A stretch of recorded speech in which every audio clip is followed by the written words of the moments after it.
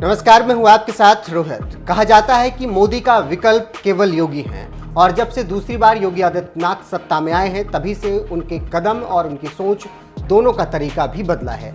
तभी तो अब बीजेपी के अंदर से और योगी के समर्थक मोदी के 2024 में हटने पर योगी को पीएम बनाने की बात कह रहे हैं।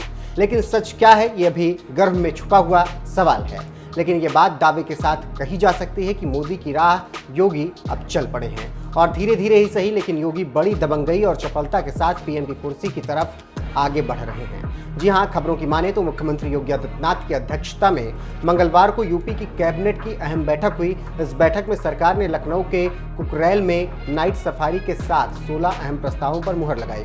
उसके अलावा मुख्यमंत्री ने अंग्रेजों के जमाने से जेल मैनुअल को लेकर चले आ रहे कानूनों को ही बदल दिया।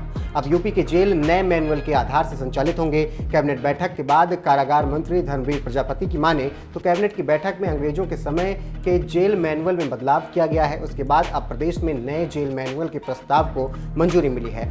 अब यूपी में कैदियों को भी 9 mm पिस्टल और इंसास राइफल मिलेगी। इतना ही नहीं, लॉकअप जेल की व्यवस्था खत्म कर दी गई है। काला पानी की सजा के लिए स्थानांतरण की व्यवस्था खत्म कर दी गई है। यूपी के कारागार मंत्री की माने तो जो प्रस्ताव कैबिनेट की बैठक में पास हुए उसके मुताबिक नए जेल मैनुअल के तहत प्रदेश की जेलों को 4 श्रेणियों में बांटा गया।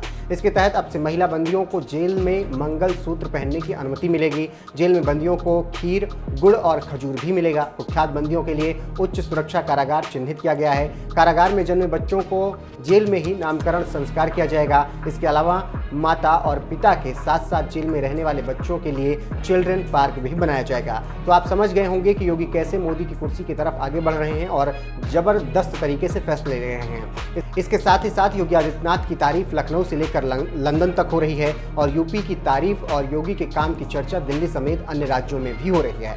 अब देखना होगा कि आगे बीजेपी योगी को बड़ी जिम्मेदारी देती है या फिर इग्नोर करती है। लेकिन एक बात जरूर कही जा सकती है कि योगी जिस हिसाब से चल रहे हैं उस रफ्तार को रोकना नामुमकिन है और वो 2024 में प्रधानमंत्री बन सकते हैं या उसके बाद।